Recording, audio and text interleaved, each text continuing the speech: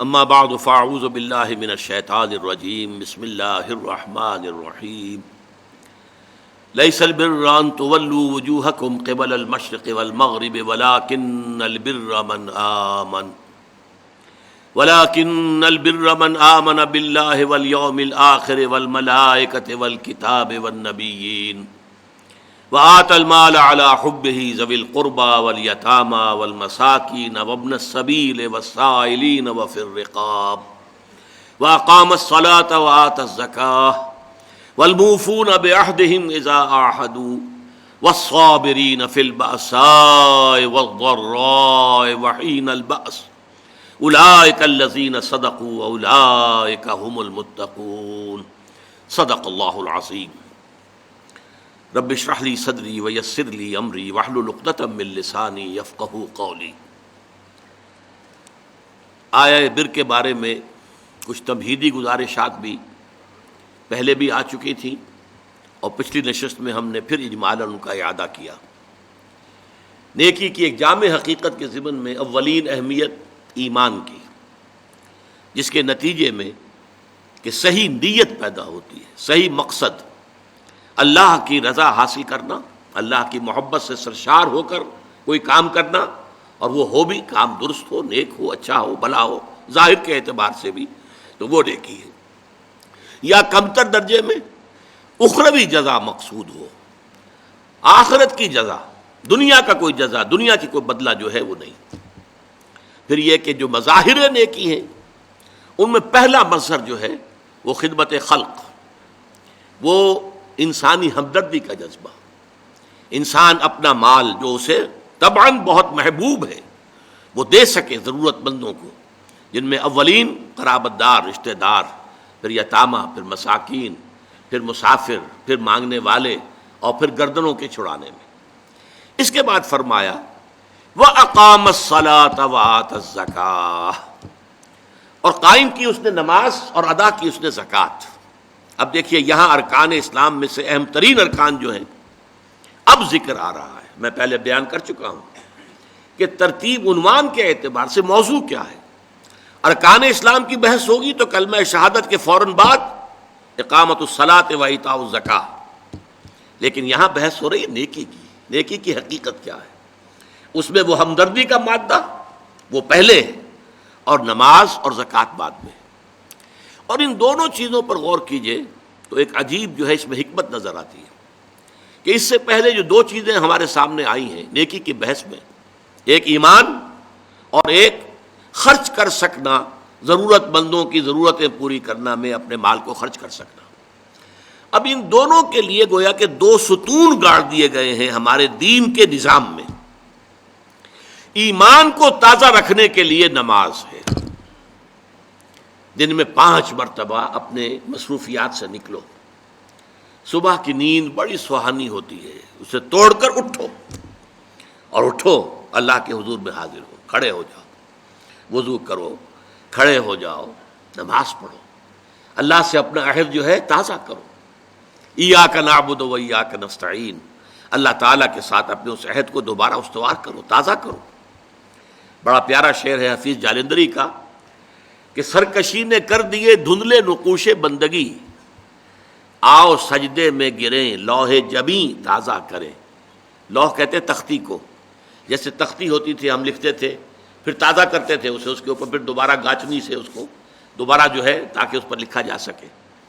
تو یہ لوح جبیں جو ہے یہ ہماری، اسے رکھو زمین پر تاکہ اس میں بندگی کا جو نقش ہے وہ تازہ ہو جائے۔ اس لیے کہ ہماری سرکشی جو نفس کی سرکشی ہے، ان النفس لامارۃ بالسوء، اس نے ہماری یہ بندگی کے جو آثار ہیں، جو نقوش ہیں، انہیں کمزور کر دیا، دھندلا دیا ہے۔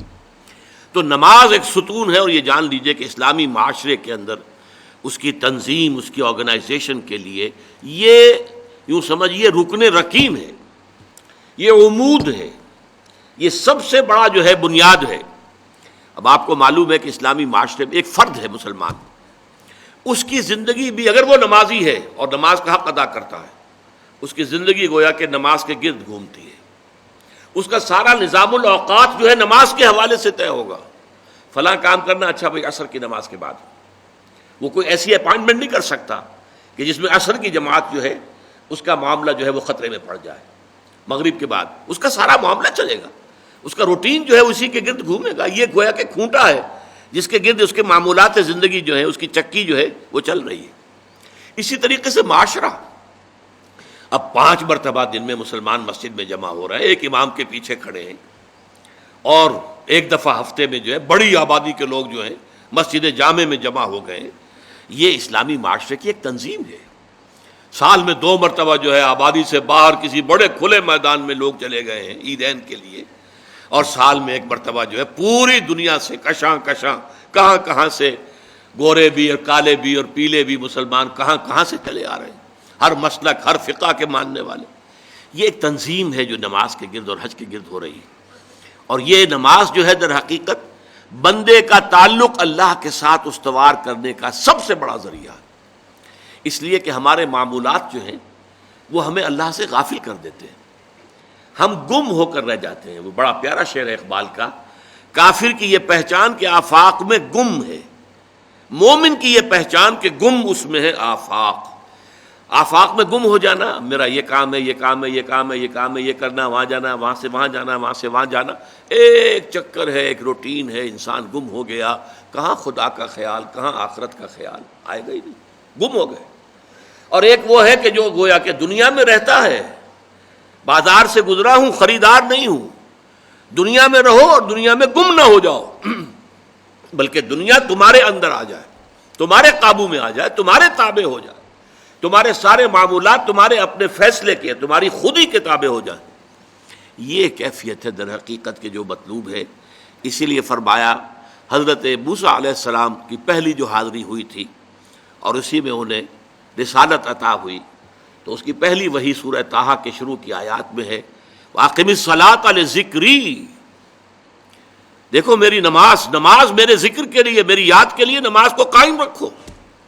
الصلاۃ عماد الدین حضور فرما رہے ہیں، یہ دین کا ستون ہے، اس دین کی عمارت اس پر کھڑی ہوئی. جیسا کہ میں نے عرض کیا، ہمارے شخصی بھی معاملات اور معمولات اس کے گرد گھومے، اور ہماری اجتماعیت جو ہے، ہمارا معاشرہ اور ہماری ملی تنظیم جو ہے، اس کی بنیاد بھی یہی. زکوٰۃ کیا ہے؟ مظاہر نیکی میں سب سے پہلا مظہر آیا تھا مال خرچ کر سکنا، خیرات، صدقات، لوگوں کی ضرورتیں پوری کرنا اپنے مال سے، ہمدردی میں اپنا مال خرچ کرنا. اس مال خرچ کرنے کے لیے ایک اور ستون کھڑا کر دیا گیا، اور وہ زکوٰۃ ہے. کم سے کم اتنا تو دینا ہی ہوگا. گویا کہ آپ کو معلوم ہے کہ کسی بوتل کا کورک اگر بند ہی رہے تو بند رہے گا، اس میں سے کچھ بھی نہیں نکلے گا، ایک قطرہ بھی نہیں ٹپکے گا. ایک دفعہ کھل جائے تو امید ہے کہ کچھ اور بھی نکل آئے گا.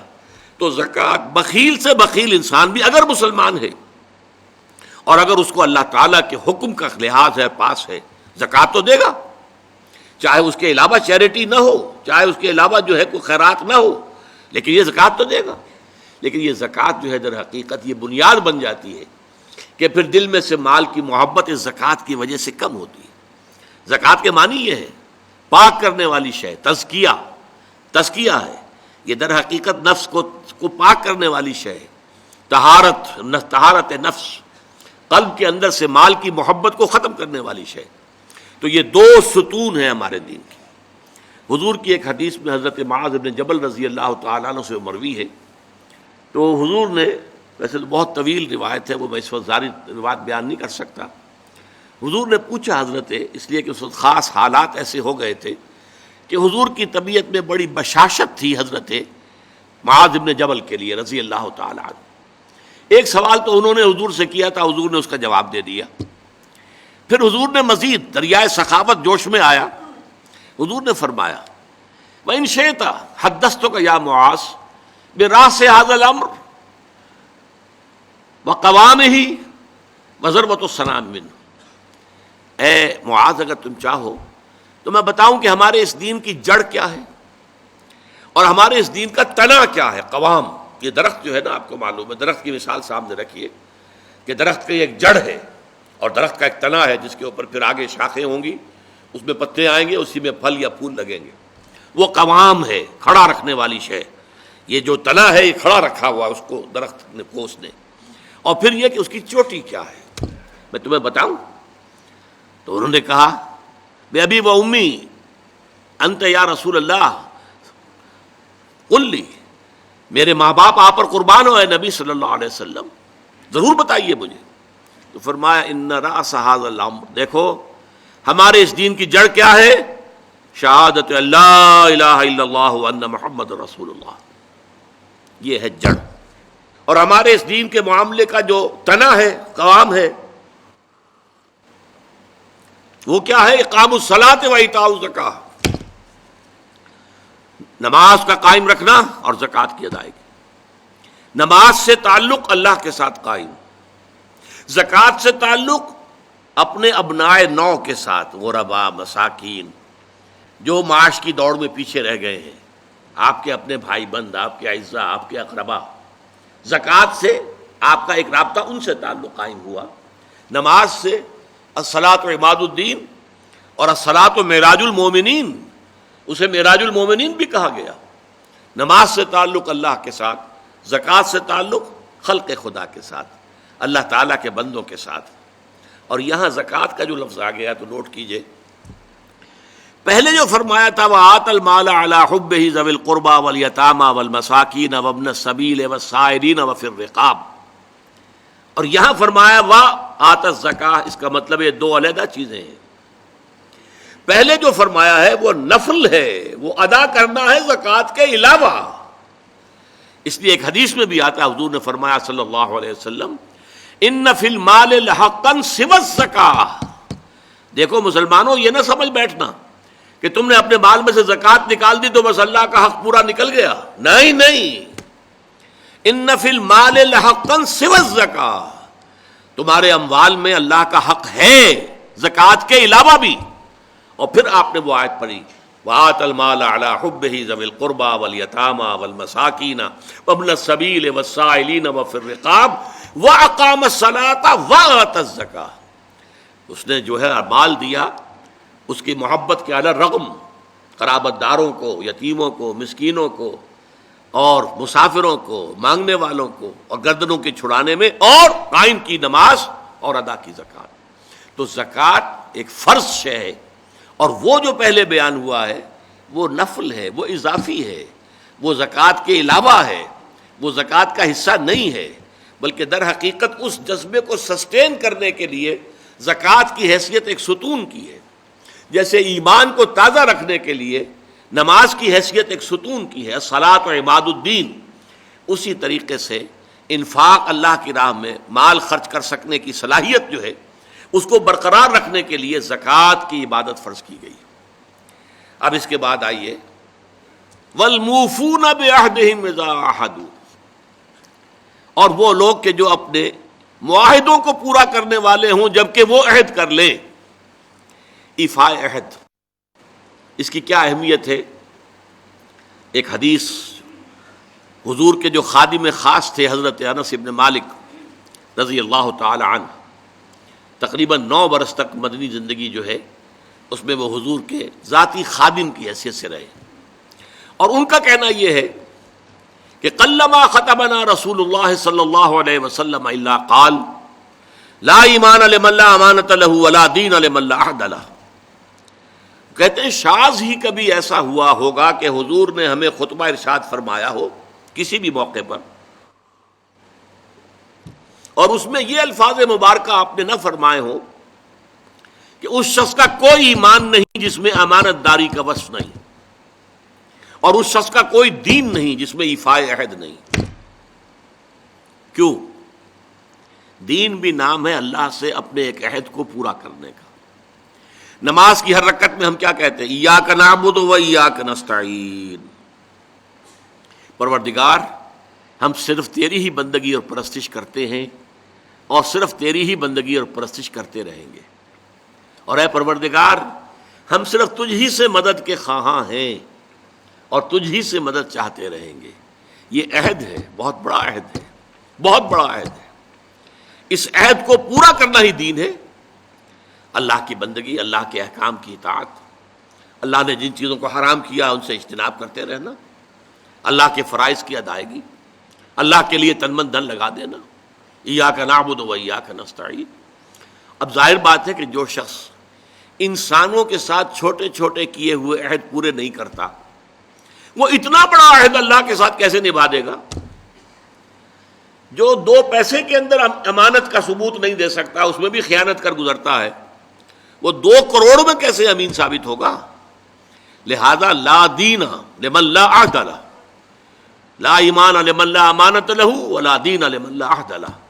جس شخص میں امانت داری کا وصف نہیں ہے اس کا کوئی ایمان نہیں، اور جس کے اندر ایفاء عہد کا مادہ نہیں ہے اس کا کوئی دین نہیں۔ اب خاص طور پر اس نیکی کی بحث میں جس ربط اور ترتیب کے ساتھ یہ بات آ رہی ہے اس کو سمجھیے۔ در حقیقت یہ معاملات جو ہیں انسان کے، بین الانسانی معاملات، یہ در حقیقت اس کا تذکرہ ہے، اس لیے کہ اب تک جو معاملے آئے، ایک خدمت خلق اور انسانی ہمدردی کا جذبہ، پھر نماز کا قیام، زکوٰۃ کی ادائیگی، اب جو یہاں آ رہا ہے یہ معاملات ہیں بین الانسانی معاملات۔ معاملہ کہتے ہیں جو 2 افراد کے مابین کوئی بات ہو رہی ہو، عمل سے معاملہ، جوہد سے مجاہدہ، قتل سے مقاتلہ۔ تو جب 2 فریقوں کے درمیان جوہد ہوگی، جوہد کا جوہد سے ٹکراؤ ہوگا تو وہ مجاہدہ بن جاتا ہے۔ جب 2 فریق ایک دوسرے کو قتل کرنے کے درپے ہیں یہ مقاتلہ ہے۔ معاملہ جب 2 انسان یا 2 فریق یا 2 گروہ یا 2 کمپنیاں، یہ کمپنیاں جو ہیں وہ بھی آپ کو معلوم ہے لیگل پرسنز شمار ہوتے ہیں، ان کے مابین کوئی معاملہ ہو رہا ہے، کوئی معاملہ طے کر رہے ہیں، ان معاملات کے اندر سٹریم لائننگ کرنے والی ایک شے ہے، اگر وہ ہو جائے سارے معاملات درست ہو جائیں گے۔ اب آپ کو معلوم ہے ایفاء عہد کا جذبہ پیدا ہو جائے۔ دیکھیے معاملات کی میں آپ سے وضاحت کروں، ایک شخص امپلائر ہے، ایک امپلائی ہے، ان کے درمیان ایک کانٹریکٹ ہے، یہ ریمونریشنز ملیں گی، یہ مراعات، یہ مفادات، یہ تنخواہ، یہ کام تمہیں کرنے ہیں۔ اب اگر ایک شخص پوری تندہی کے ساتھ وہ کام نہیں کرتا تو وہ حرام خوری کر رہا ہے، ایفاء عہد نہیں کر رہا۔ ایفاء عہد کا تقاضا یہ ہوگا کہ کوئی سپروائز کرنے والا ہے یا نہیں ہے، کوئی دیکھنے والا ہے یا نہیں ہے، وہ اپنے معاہدے کے اندر بندھے ہونے کی بنیاد پر کام کرے اور حتی الامکان اپنی جو بہترین صلاحیتیں ہیں وہ۔ اسی طرح چھوٹا سا معاملہ ہے، آپ نے ایک شخص کو مزدور کے طور پر رکھا ہے، شام کو 100 روپے آپ نے دینے ہیں، یہ ایک معاہدہ ہے، طے ہو گیا۔ اب یہ مزدور اگر کام چور ہے کہ اگر تو کوئی دیکھنے والا ہے تو کام کر رہا ہے اور اگر کوئی دیکھ نہیں رہا تو بیٹھ گیا، تو یہ بے ایمانی کر رہا ہے، یہ وعدہ خلافی کر رہا ہے۔ اسے اپنے اس وقت کے اندر اپنی پوری توانائی، پوری توجہ کے ساتھ، اس لیے نہیں کہ کوئی مجھے دیکھنے والا ہے بلکہ اس لیے کہ میں تو اپنے عہد کا پابند ہوں، میں نے معاہدہ کیا۔ یہ میں نے سب سے چھوٹی مثالیں دے دیں، اس سے اوپر آئیے۔ شادی کیا ہے؟ سوشل میرج، یہ سوشل کانٹریکٹ ہے۔ میرج کیا ہے؟ ایک مرد ایک عورت، اس کے درمیان معاہدہ ہے، ساری عمر کا نباہ کرنا ہے، بیوی کے یہ فرائض ہیں جو اسے ادا کرنے ہیں، شوہر کی یہ ذمہ داری ہے، اس کے نان نفقے کا وہ ذمہ دار ہے، اس کے لیے سکنا فراہم کرنا اس کے ذمے ہے، اس کے لیے رہائش کا بندوبست کرنا اس کے ذمے ہے، نان نفقہ اس کے ذمے ہے، بیوی کے یہ فرائض ہیں جو اسے ادا کرنے ہیں۔ اب یہ در حقیقت ایک سوشل کانٹریکٹ ہے۔ اگر کوئی بھی اس کے اندر خیانت کا ارتکاب کر رہا ہے تو اس نے اپنے عہد کی خلاف ورزی کی۔ اسی طرح دیکھیے بہت سے معاہدے ہوتے ہیں جو ریٹن نہیں ہوتے، طے شدہ نہیں ہوتے۔ اولاد اور والدین میں بھی ایک معاہدہ ہوتا ہے، امپلائڈ ہے وہ کیا معاہدہ ہے؟ والدین اپنی جوانی میں اپنے آپ کو انویسٹ کرتے ہیں اپنی اولاد میں، ان کی تعلیم ہے، ان کی تربیت ہے، ان کو کھلانا ہے، ان کو پلانا ہے، ان کے لیے کپڑے کا بندوبست ہے، وہ اپنی ساری توانائیاں جو ہے لگا رہے ہیں ان کو پالنے پوسنے میں۔ اور اس کے اندر امپلائڈ کانٹریکٹ ہے کہ جب یہ بوڑھے ہو جائیں گے اور وہ جوان ہو جائیں گے تو اب ان کو لک آفٹر کریں گے، ان کی خدمت کریں گے، ان کی سیوا کریں گے، ان کے ساتھ حسن سلوک کے ساتھ پیش آئیں گے۔ یہ کانٹریکٹ ہے، چاہے یہ لکھا ہوا نہ ہو، امپلائڈ کانٹریکٹ ہے۔ بہرحال پوری انسانی زندگی کا اگر آپ تجزیہ کریں گے تو معاہدات کے گرد گھومتی ہے۔ اگر ایک وصف پیدا ہو جائے، ایک وصف ایفاء عہد، حضور نے فرمایا بندہ مومن کا وعدہ کر لینا عدۃ المومن کاخذ الکف، بندہ مومن کا کسی سے کوئی وعدہ کر لینا ایسے ہے جیسے اس کا ہاتھ جو ہے اس کے ہاتھ میں آ گیا ہے۔ جیسے آپ نے کسی کا ہاتھ پکڑا ہوا، کہاں جائے گا آپ؟ لہذا وہ تو بن گیا، اس نے وعدہ کیا وہ بن گیا۔ اور یہ ایک واقعہ آتا ہے حضور کا، اور یہ بھی آغاز وحی سے قبل کا واقعہ ہے۔ آپ کی زندگی میں امانت اور دیانت جس کی بنا پر الصادق الامین کے خطابات آپ کو ملے تھے اپنے معاشرے سے، آپ کاروباری آدمی تھے نا، تجارت کرتے تھے۔ ایک شخص سے کوئی بات ہو رہی تھی معاملے کی، کسی سودے کی، اس نے کہا کہ ذرا آئے محمد آپ انتظار کیجئے میرا یہاں پر، میں ابھی آتا ہوں۔ وہ جا کر اپنے کاموں میں ایسا مصروف ہو گیا، بھول گیا۔ حدیث میں ثلاثہ کا لفظ آیا، 3 کے بعد یاد آیا اسے، اور عام شارحین کا یہ کہنا ہے 3 دن کے بعد۔ وہ بھولا رہا، اچانک یاد آیا، میں نے تو وعدہ کیا تھا محمد سے صلی اللہ علیہ وسلم کہ آپ یہاں میرا ذرا انتظار کیجئے، میں ابھی آتا ہوں۔ وہ اسی طریقے سے گھبرایا ہوا گیا تو حضور وہیں تشریف فرما تھے۔ 3 دن اس نے معذرت پیش کی، کہا میں بھول گیا۔ تو حضور نے فرمایا میں تو اپنے عہد کا بندھا ہوا تھا، میں نے تم سے وعدہ کیا تھا کہ میں یہاں تمہارا انتظار کروں گا، میں کر رہا ہوں۔ تو یہ ہے اصل میں، اور جیسا کہ قرآن مجید میں اسی سورہ بنی اسرائیل میں آیا ہے، ان العہد کان مسئولا، یہ عہد جو ہے اس کی تو اللہ تعالیٰ کیا مسئولیت ہے، جواب دہی ہوگی، پوچھ گچھ ہوگی۔ تو یہ ہے معاملات انسانی میں نیکی کا وہ جذبہ جو ہے، وہ خاص طور پر جو ظاہر ہوگا وہ ایفاء عہد کے حوالے سے تمام معاملات، بین الانسانی تعلقات اور تمام معاملات کے اندر سٹریم لائننگ کر دے گا۔ اب آئیے آخری بات آ رہی ہے، وَالصَّابِرِينَ فِي الْبَأْسَاءِ وَالضَّرَّاءِ، یہاں صابرون نہیں کہا، موفون نہیں۔ اس کا کیا مطلب ہے؟ یہاں پر در حقیقت کچھ الفاظ محذوف ہیں، وَأَخُصُّ بِذِكْرِ الصَّابِرِينَ، اور خاص طور پر میں ذکر کرنا چاہتا ہوں صبر کرنے والوں کا۔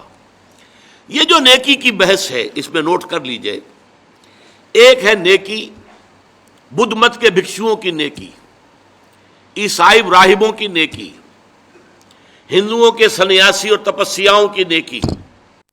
وہ نیکی کیا ہے؟ کاروبار دنیاوی کو چھوڑو، معاشرے کے جو مین کرنٹ ہے اس سے نکل کر کہیں پہاڑوں میں، گفاؤں میں، کہیں موناسٹریز میں، کہیں جاؤ بیٹھ جاؤ۔ اسلام کی نیکی یہ نہیں ہے، کیونکہ اس صورت میں تو گویا کہ نیکی معاشرے سے خارج ہو گئی، بدی کو اور کھل کھیلنے کا موقع مل گیا، کوئی مقابلے میں رہا ہی نہیں۔ یہ گویا کہ بدی کے لیے میدان کو خالی چھوڑ دینا ہے۔ اسلام جس نیکی کی تبلیغ کرتا ہے وہ در حقیقت بدی کے خلاف سفارہ ہونے والی نیکی ہے۔ بدی کی آنکھوں میں آنکھیں ڈال کر چیلنج کرے، اس سے پنجہ آزمائی کرے، بدی کو روکے، بدی کو ختم کرے، بدی کا استحصال کرے، اور اس بدی کے استحصال کرنے میں جو تکلیف آئے وہ جھیلے۔ جو سورہ لقمان کی آیت میں نے پہلے بھی آپ کو سنائی تھی، یا بنی اقم الصلاۃ وامر بالمعروف وانہی عن المنکر واصبر علی ما اصابک، اے میرے بچے نماز قائم کر، نیکی کا حکم دے، بدی سے روک، اور پھر جو تجھ پر بیتے اس کو جھیل اور برداشت کر، پھر ثابت قدمی کا ثبوت دے، قدم کوئی پیچھے نہ ہٹ جائے۔ تو اسلام کی نیکی جو ہے وہ اس طرح کی نیکی نہیں، پیسیو نیکی نہیں ہے، ایکٹیو نیکی ہے، وہ آگے بڑھنے والی نیکی ہے، وہ ماحول کو بدی سے خالی کرنا چاہتی ہے، وہ یہاں نیکی کا غلبہ چاہتی ہے، بدی کا استحصال کرنا چاہتی ہے، اور اس جد و جہد میں اس کے اوپر جو تکلیف آئے، جو مصیبت آئے، وَالصَّابِرِينَ وَأَخُصُّ بِذِكْرِ الصَّابِرِينَ، اصل جو میدان ہے نیکی کا، جس کے اندر فیصلہ ہوگا نیکی ہے یا نہیں ہے، یہ دکھاوے کی نیکی ہے یا حقیقت کی نیکی ہے، وہ تو در حقیقت اس کا ٹیسٹ جو ہے، لٹمس ٹیسٹ، وہ تو آئے گا اگر احقاق حق کے لیے تکلیفیں جھیلنے کو تیار ہو، اگر ابطال باطل کی جد و جہد میں قربانیاں دینے کے لیے تیار ہو، اگر اس کے لیے تن من دھن قربان کر دینے کے لیے تیار ہوں، تب تو نیکی ہے، ورنہ یہ نیکی کا ڈھونگ ہے، یہ نیکی کا صرف ایک ظاہری سا ہے۔ جیسے کہ میں نے عرض کیا تھا، بعض آج کل ہوتے ہیں ایسے ہیٹرز کہ نیچے جو ہے نظر آتا ہے انگارے دہکتے ہوئے، حالانکہ وہ بالکل کچھ بھی نہیں، ان میں آگ ہے ہی نہیں، انگارے ہے ہی نہیں، نظر آ رہے ہیں انگارے۔ وہ ہیٹ جو آ رہی ہے وہ تو اوپر سے تار جو لگا ہوا ہے وہاں سے آ رہی ہے، ہیٹر وہاں سے ہیٹ دے رہا ہے، لیکن دکھا دیا ہے کہ جیسے انگارے ہیں۔ تو دکھاوا ہے یہ، اس میں حقیقت نہیں ہے۔ اس کا اصل ٹیسٹ کیا ہے؟ وَالصَّابِرِينَ فِي الْبَأْسَاءِ وَالضَّرَّاءِ وَحِينَ الْبَأْسِ، اور وہ جو خاص طور پر صبر کرنے والے ہیں۔ بادشاہ جب جمع میں آتا ہے تو یہ فقر و فاقہ، بھوک کی سختی، جیسے کہ سورہ بقرہ ہی میں چند رکوع پہلے ہی وہ آیت آ چکی ہے، وَلَنَبْلُوَنَّكُم بِشَيْءٍ مِّنَ الْخَوْفِ وَالْجُوعِ وَنَقْصٍ مِّنَ الْأَمْوَالِ وَالْأَنفُسِ وَالثَّمَرَاتِ وَبَشِّرِ الصَّابِرِينَ۔ اور ہم اے ایمان کے دعوے دارو تمہیں لازماً آزمائیں گے، خوف سے بھی اور بھوک سے اور مال اور جانی نقصان سے، اور اے نبی بشارت دے دیجئے صبر کرنے والے۔ تو یہ تو ہے بھوک، فقر و فاقہ۔ آپ کو معلوم ہے، میں نے پہلے ذکر بھی کیا تھا، جیش اسرا کے اندر غزوہ تبوک کے دوران کس قدر شدید بھوک کی کیفیت تھی مسلمانوں پر۔ ایسے بھی مواقع آئے ہیں کہ تین مسلمانوں کے لیے 24 گھنٹے کا راشن ایک کھجور ایک صحابی نے، ایک مسلمان نے منہ میں رکھ کے تھوڑی دیر چوس لی، پھر دوسرے کو دے دی، پھر دوسرے نے چوس لی، کچھ گلوکوز پہلے کو مل گیا، کچھ دوسرے کو مل گیا، پھر تیسرے کو مل گئی۔ یہ بھی آیا، اب جھیلنا، اسے برداشت کرنا۔ اسی طریقے سے غزوہ خندق کے موقع پر جو آیا، اس لیے کہ شدید ترین سردی کا موسم تھا اور یہاں اب کچھ نہیں تھا، چاروں طرف سے گھیراؤ ہے، کوئی باہر سے رسد آ ہی نہیں سکتی، قحط کی کیفیت ہے، اور یہاں پر جو ہے فاقے آ رہے ہیں، اور اس فاقے کی حالت میں حکم ہوا ہے کہ خندق کھودو۔ اور مدینے کی زمین جو ہے پتھریلی زمین ہے، ٹھیک ہے وہاں پہ ریت بھی ہے، لیکن خندق کھودنے کے لیے تو ریت سے نیچے جانا پڑے گا نا، پتھروں کے اوپر۔ چنانچہ ایک واقعہ آتا ہے کہ ایک بڑی چٹان آ گئی، تو جس چٹان کو بہت سے مسلمانوں نے کوشش کی اپنے اس تیشوں کے پھاوڑوں کے ذریعے سے توڑنے کی، نہیں توڑ سکے، پھر حضور نے ضرب لگائی ہے تو وہ ٹوٹی۔ تو وہ چٹانیں جو ہیں ان کو توڑ رہے ہیں، اور ہے فاقے سے، تو لوگوں نے اپنے پیٹوں کے اوپر پتھر باندھے ہوئے اپنی چادروں کے ساتھ کس لیے ہیں، تاکہ ایک تو وہ کہ ہنگر پینز نہ ہوں، وہ جو پیٹ کے اندر بروڑا اٹھتا ہے درد کی وجہ سے، اگر معدہ خالی ہے تو وہ تو احتجاج کرے گا، لیکن اس بوجھ تلے اس کو لے آئے پتھر تلے، تو وہ جو ہے اس میں وہ کیفیت پیدا نہیں ہوگی، کمر دوہری نہ ہو جائے۔ اور جب حضور سے شکوہ کیا کہ حضور دیکھیے اب ناقابل برداشت ہو رہا ہے معاملہ، دیکھیے کرتے اٹھا کے لوگوں نے دکھایا، ہم نے پتھر باندھے ہوئے، آپ نے اپنا کرتا مبارک اٹھا کر دکھایا، وہاں 2 پتھر بندھے ہوئے۔ یہ کیفیتیں ہیں کہ جن میں سے گزرے ہیں محمد الرسول اللہ والذین معہ، حضور بھی اور حضور کے ساتھی بھی۔ تو والصابرین فی البأساء والضراء، ضرر کہتے ہیں تکلیف، کوئی آپ کو جسمانی تکلیف پہنچ رہی ہے، کوئی زخم کے اندر ٹیسیں اٹھ رہی ہیں، یا جیسے کہ آپ کو معلوم ہے جیسے مکے میں صحابہ کرام کو ٹارچر کیا جا رہا تھا، شدید ترین ایذائیں دی جا رہی تھی، حضرت بلال کا معاملہ، حضرت خباب بن الارض کا معاملہ، دہکتے ہوئے انگاروں کے اوپر ننگی پیٹھ لٹا دیا گیا، لیٹ جاؤ، لیٹ گئے۔ اب آپ دیکھیے کھال ہے، آپ کا کیا خیال ہے کہ ان کی کھال سن تھی؟ انہیں جلن کا احساس نہیں ہو رہا تھا، لیکن جھیلا ہے، اسے برداشت کیا، کیونکہ حضور کا حکم ہے کہ کوئی جوابی کارروائی نہیں کرنی ہے، جو بھی یہ کرے ٹھیک ہے کرنے دو، تمہارے جسم کے ٹکڑے کر دے کرنے دو۔ اسی وجہ سے لیٹ گئے، اور جو ہے وہ کھال جلی ہے، پھر پیٹھ کی جو چربی ہے وہ پگھلی ہے، اس سے پھر وہ انگارے ٹھنڈے ہوئے ہیں، یہ کیفیت ہے، جھیلنا ہوتا۔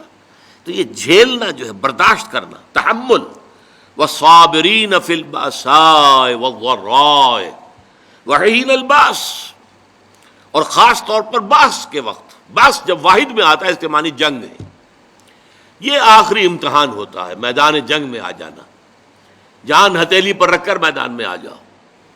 ظاہر بات ہے جو جنگ میں گیا وہ گویا کہ اپنی جان کا رسک لے کر جا رہا ہے، یہ تو اگر کوئی خاص اللہ کا فضل ہے کہ لوٹ آیا تو یہ تو فضل ہے، یہ تو ایک طرح سے نئی زندگی ہے، ورنہ در حقیقت جنگ میں جانے والا اپنی جان کا رسک لے کر، اور وہاں پھر صبر کرنا، ڈٹے رہنا، وہاں پیٹھ نہ دکھانا۔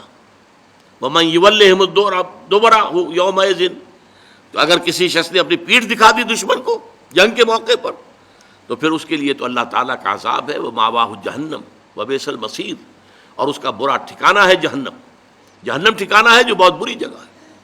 تو تو جنگ کے موقع پر اب یہاں سوچئے کہ وہ جو میں نے کہا تھا کہ یہاں پہ سورۃ العصر کی تیسری چیز جو ہے وہ انڈرسٹوڈ ہے.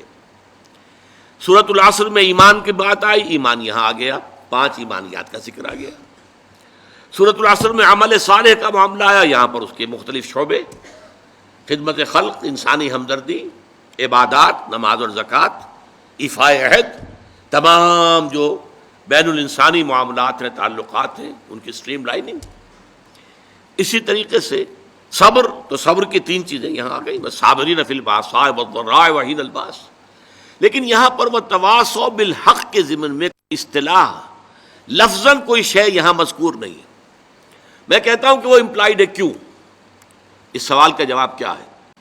دیکھیے، جو پورا خاکہ ہمارے سامنے آ رہا ہے، یہ ایک پوری شخصیت ہے، پورا حیولہ ہے، پورا ایک کریکٹر ہے انسانی جو ہمارے سامنے آ رہا ہے. وَلَٰكِنَّ الْبِرَّ مَنْ آمَنَ بِاللَّهِ وَالْيَوْمِ الْآخِرِ وَالْمَلَائِكَةِ وَالْكِتَابِ وَالنَّبِيِّينَ وَآتَى الْمَالَ عَلَىٰ حُبِّهِ ذَوِي الْقُرْبَىٰ وَالْيَتَامَىٰ وَالْمَسَاكِينَ وَابْنَ السَّبِيلِ وَالسَّائِلِينَ وَفِي الرِّقَابِ وَأَقَامَ الصَّلَاةَ وَآتَى الزَّكَاةَ وَالْمُوفُونَ بِعَهْدِهِمْ إِذَا عَاهَدُوا. ایسے لوگوں کی جنگ کس مقصد کے لیے ہو سکتی ہے؟ کیا ایسے لوگ صرف دنیاوی مفادات کے لیے جنگ کریں گے؟ ایک پورا کردار ہے، اس میں کوئی چیز فٹ نہیں بیٹھ رہی. اس کے اندر ظلم، تعدی، لا یریدون علوا فی الارض ولا فسادا. ایسے لوگ زمین کے اندر اپنا اقتدار، اپنی حکومت، اور اس کے لیے فساد، اور اس کے لیے جنگ، اور اس کے لیے خوریزی، ان کے اس پورے نقشے میں فٹ نہیں بیٹھتی. لہذا ان کی یہ جنگ اور ان پر جو آزمائشیں آئیں گی بھوک کی اور تکلیف کی، کس لیے؟ یہ احقاق حق کے لیے، تواصی بالحق کے لیے، حق کا بول بالا کرنے کے لیے، اقامت دین کی جد و جہد کے لیے. اس لیے کہ سب سے بڑا حق کیا ہے؟ یہ زمین اللہ کی ہے اور اس پر اسی کا حکم چلنا چاہیے. یہ ہے سب سے بڑا حق. میں نے عرض کیا تھا سب سے چھوٹا حق یہ بھی ہو سکتا ہے کہ بچے گلی میں کھیل رہے ہیں اور آپ ان سے کہیں کہ بیٹے یہ جگہ نہیں ہے کھیلنے کی، میدان میں جا کر کھیلو. تمہاری گیند سے یا تمہاری گلی سے کسی گاڑی کا شیشہ ٹوٹ جائے گا اور اس پر بھی ریزنٹمنٹ ثابت آئے گی. بچے جو ہیں شاید آپ کو اپنی عزت سلامت لے کر وہاں سے جانا جو ہے وہ نصیب نہ ہو. اسی طریقے سب سے بڑا خیر کیا ہے؟ یہ زمین اللہ کی ہے. ان الارض للہ، زمین اللہ کی ہے، یہاں اس کا حکم چلنا چاہیے. جیسے کہ عیسائیوں کی جو لارڈز پریئر ہے اس میں الفاظ ہیں بڑے خوبصورت. Thy kingdom come, thy will be done on earth as it is in heavens. اے رب تیری حکومت، تیری بادشاہت زمین میں قائم ہو جائے، اور اے رب تیری مرضی جیسے آسمانوں میں پوری ہو رہی ہے. سورج تیرے حکم کا تابع ہے اور چاند تیرے حکم کا تابع ہے. اے پروردگار اسی طریقے سے زمین پر بھی تیرا ہی حکم چلے. یہ ہے سب سے بڑا حق. اس حق کے لیے میدان میں آنا. اور ظاہر بات ہے کہ جب یہ آیتیں نازل ہو رہی تھی تو ایک نقشہ موجود بالفعل تھا. محمد الرسول اللہ والذین معہ ان وادیوں میں سے گزر چکے تھے. ایمان کے مراحل انہوں نے طے کیے. انسانی ہمدردی کے کتنے بڑے بڑے مظاہر سامنے آئے. حضرت ابوبکر کا ذکر ہو چکا ہے ایک جنگ کے موقع پر، اور غالباً یہ غزوہ احد کی بات ہے، کیونکہ بہت سے مسلمان شہید بھی ہوئے تھے، بہت سے زخمی بھی تھے. بعد میں کوئی پانی پلانے والا آیا، العطش العطش. معلوم ہوتا ہے کہ جب جسم میں سے خون زیادہ نکل جائے زخموں سے تو پیاس شدید ہو جاتی، پانی کی کمی جسم میں ہوتی ہے. العطش العطش. تو ایک کے پاس وہ ایک پیالہ لایا گیا، منہ سے لگایا گیا کہ برابر میں ذرا آواز آئی العطش العطش. تو اس نے کہا اچھا پہلے میرے بھائی کو پلاؤ پھر میں پی لوں گا. وہاں لے کر گئے تو اس کے قریب سے کہیں اور سے آواز آ گئی العطش. اس نے کہا پہلے میرے اس بھائی کو پلاؤ پھر میں پی لوں گا. وہاں جب پہنچا ہے پانی لے کر، جو شخص بھی لے کر گیا تھا ان کا دم نکل گیا. واپس آئے تو ان کی بھی روح پرواز کر چکی.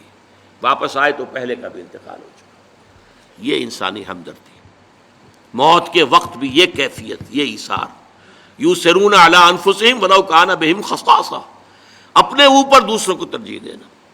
یہ سارے مراحل طے کر چکے تھے صحابہ کرام، اور لوگوں کے سامنے نقشے موجود تھے، اور ان کا ایفاء عہد یہ سب ان کے سامنے موجود تھا. اب یہ لوگ تھے کہ جو جنگیں بھی کر رہے تھے، قتال کر رہے تھے، جانیں دے رہے تھے، یقاتلون فی سبیل اللہ فیقتلون ویقتلون، اللہ کی راہ میں قتال کر رہے ہیں، قتل ہوتے بھی ہیں، قتل کرتے بھی ہیں۔ تو یہاں پر گویا کہ یہ خود بخود اس ماحول کے حوالے سے بھی یہاں جو درمیان میں ایک خلا ہے وہ پر ہوتا ہے، اور دوسرے اس دلیل سے کہ یہ جنگ ظاہر بات ہے، دنیا میں کبھی بھی کسی نے اس کو اچھی بات تو نہیں کہا، لیکن یہ کہ یہ جب خیر کے لیے ہو، بھلائی کے لیے ہو، تواصی بالحق کے لیے ہو، احقاق حق کے لیے ہو، ابطال باطل کے لیے ہو، اللہ کے دین کے غلبے کے لیے ہو، اقامت دین کی جد و جہد کے لیے ہو، تو یہ کہ والصابرین فی الباساء والضراء وحین الباس اولئک الذین صدقوا واولئک هم المتقون، یہی ہیں وہ لوگ کہ جو راست باز ہیں، سچے ہیں، یعنی نیکی کا دعویٰ تو سبھی کر رہے ہیں، وہ جسم فروش عورتیں بھی کہ جو تازیوں کے ساتھ چلتی ہیں کالے کپڑے پہن کر، یا جو دھمال کھیلتی ہیں جا کر عرسوں میں، وہ بھی سمجھتی ہیں کہ ہم بڑا نیکی کا کام کر رہی ہیں، اور جیب کترے بھی نیکی کا کام کرتے ہیں، ڈاکو بھی کرتے ہیں، چور بھی کرتے ہیں، یہ بستہ الف بستہ بے کے لوگ بھی کرتے ہیں، لیکن اصل نیکی کس کی ہے؟ ایک مذہبی طبقے کی نیکی بھی ہے، ریچولز ہیں، رسومات ہیں، ظواہر ہیں، مظاہر ہیں، اندر سے کھوکھلے ہیں، جس کی کہ حضرت مسیح نے بہترین تشبیہ دی تھی یہود کے علماء کے لیے کہ تمہارا حال ان قبروں کے مانند ہے جن کے اوپر سفیدی کی ہوئی ہے، بہت اچھے، چادر بھی پڑی ہوئی ہے، لیکن اندر ان کے گلی سڑی ہڈیوں کے سوا کچھ نہیں ہے۔ تمہارے باطن میں تعفن ہے، مال کی محبت، دنیا کی محبت، جاہ کی محبت، دنیاوی اقتدار کی محبت، اس نے تمہیں اندھا کر دیا، اتنا اندھا کہ اللہ تعالیٰ کے عظیم ترین معجزے جو عطا کیے اللہ نے حضرت مسیح کو، ان کو بھی نہ دیکھ پائے، اللہ کے ایک عظیم رسول کو نہ پہچان پائے، اللہ کے ایک عظیم رسول کو کہہ دیا گیا ولد الزنا ہے، یہ معاذ اللہ صبح معاذ اللہ، نقل کفر نہ باشد، مرتد ہے، جادوگر ہے، کافر ہے، واجب القتل ہے، سولی پر چڑھا دیا جائے۔ یہ مذہبی طبقہ تھا جس نے یہ کام کیا، اور ایک طبقہ ہمارے ہاں وہ لبرل، جیسا کہ میں نے عرض کیا تھا، وہ کہتے ہیں بھائی سچ بولنا چاہیے، کام اپنا کرنا چاہیے، وعدہ پورا کر، باقی یہ نماز روزہ جو ہے یہ تو انفرادی معاملہ ہے، یہ انسان کا اور اللہ کا اپنا درمیانی معاملہ ہے۔ ان تمام چیزوں کو جس طریقے سے اس آیت میں جمع کر دیا گیا، اور ہر شے اپنی جگہ پر فٹ، نماز اور روزے کو درمیان میں تو لائے، نمبر ایک پر نہیں لائے، نمبر ایک پر وَآتَ الْمَالَ عَلَىٰ حُبِّهِ ذَوِي الْقُرْبَىٰ وَالْيَتَامَىٰ وَالْمَسَاكِينِ وَابْنَ السَّبِيلِ وَالسَّائِلِينَ وَفِي الرِّقَابِ، اور اس سے بھی پہلے اصل ایمان، موٹیویشن کیا ہے تمہارا؟ اب دیکھیے ہماری مجبوری کیا ہے، ہم انسانوں کی مجبوریاں ہیں دو، ایک تو یہ کہ ہم اعمال کے ظاہر پر حکم لگاتے ہیں، ہمیں باطنی تو نظر نہیں آتا، ہم کسی کا دل نہیں دیکھ سکتے، ہمیں نہیں معلوم اس کی نیت کیا ہے، اور کسی کی نیت پر بلا سبب شک کرنا، شبہ کرنا، اس کی ہمیں اجازت نہیں، لہذا ہم تو کہہ دیں گے یہ نیکی ہے، یہ نیکی کا کام ہے، ہم اس کی باطنی جو ہے، اس کا اصل پس منظر کیا ہے، اس کی اصل جذبہ محرکہ کیا، ہم نہیں جان سکتے۔ دوسرا معاملہ کیا ہے، ایک ہی شخص کے ہم کچھ اعمال کو کہتے ہیں یہ کام تو اس نے بڑے نیکی کی ہے، یہ کام اس کے بڑے برے ہیں، یہ بھی در حقیقت ہماری محدودیت ہے۔ حقیقت کے اعتبار سے انسانی شخصیت جو ہے ایک حیاتیاتی اکائی ہے۔ دیکھیے اگر آم کا درخت ہے تو آم لگے گا، اس میں نیمبو کیسے لگ جائے گا؟ آم لگے گا، نیم کی نمولی کیسے لگ جائے گی؟ اگر آپ ایک درخت میں دیکھتے ہیں کہ آم بھی لگا ہوا، نمولی بھی لگی ہوئی ہے، وہ کڑوی کسیلی نمولی بھی لگی ہوئی ہے اور میٹھا آم بھی لگا، آپ کیا کہیں گے؟ کیسے انہونی سی بات ہے یہ؟ تو شخصیت تو ایک وحدت ہے، یا اس کے اندر خیر ہے یا شر ہے، شر ہے تو شر ہی ظاہر ہوگا، چاہے اس شر نے اوپر کوٹنگ لے لی ہو خیر کی، بظاہر نیکی کا ایک عمل کر رہا ہے، لیکن اس درخت کا، اس کی جڑ سے جو شر کی غذا اسے مل رہی ہے، اس اعتبار سے اس عمل کے اندر شر ہے، خیر نہیں ہے، چاہے ظاہری اعتبار سے خیر نظر آ رہا۔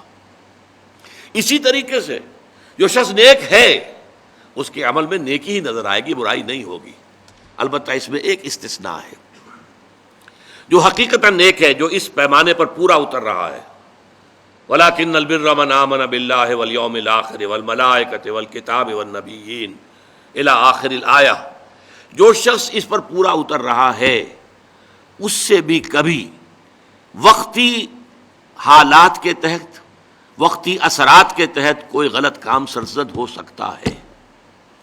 یہ نہ سمجھیے کہ اس سے کبھی بھی کوئی برائی جو ہے اس کا ظہور نہیں ہو سکتا، نہیں ہو سکتا ہے، لیکن فوراً توبہ کرے گا۔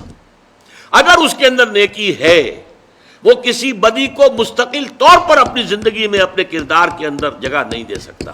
اس کو آپ 2 اور 2 4 کی طرح جان لیجیے۔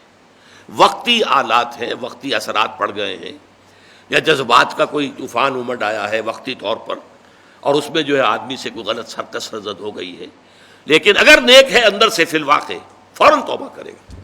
جیسے کہ سورہ نساء کی آیت مبارکہ انما التوبۃ علی اللہ للذین یعملون السوء بجہالۃ ثم یتوبون من قریب، اللہ تعالیٰ نے اپنے ذمے لازم کر لی ہے ایسے لوگوں کی توبہ قبول کرنا کہ جو غلطی سے یا حالات کے دباؤ میں، جہالت میں، نادانی میں کوئی غلط کام کر بیٹھتے ہیں لیکن فوراً توبہ کرتے ہیں۔ تو یہ فوری توبہ ہوئی، یہ نہیں ہوگا کہ بدی اور نیکی کا امتزاج مستقل طور پر ہو۔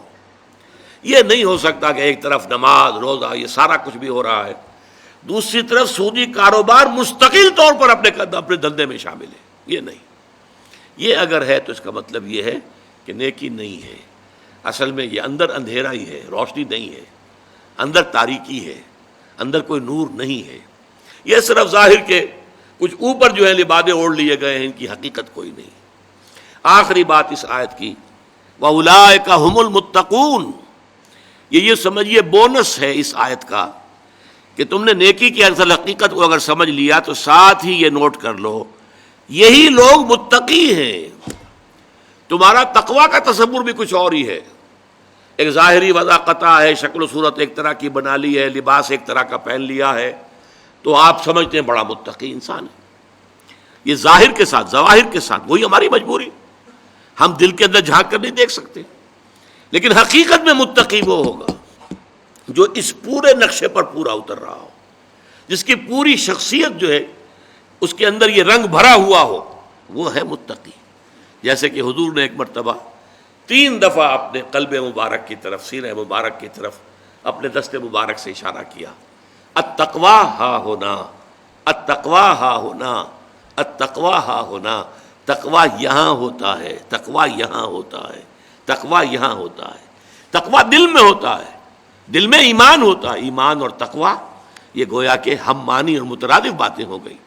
اگر اللہ پر ایمان ہے تو اللہ کی معصیت سے بچنے کی کوشش کریں گے کہ نہیں؟ اللہ کو راضی کرنے کی کوشش کریں گے کہ نہیں؟ لہذا اصل تقویٰ یہاں ہے، اور جب یہ اندر ہے تو پھر پورے وجود کو یہ ایک خاص رنگ میں رنگ دے گا، اور وہ پوری شخصیت انسان کی اس آیہ بر میں ہمارے سامنے آ گئی۔ بارک اللہ لی ولکم فی القرآن العظیم ونفعنی وإیاکم بالآیات والذکر الحکیم۔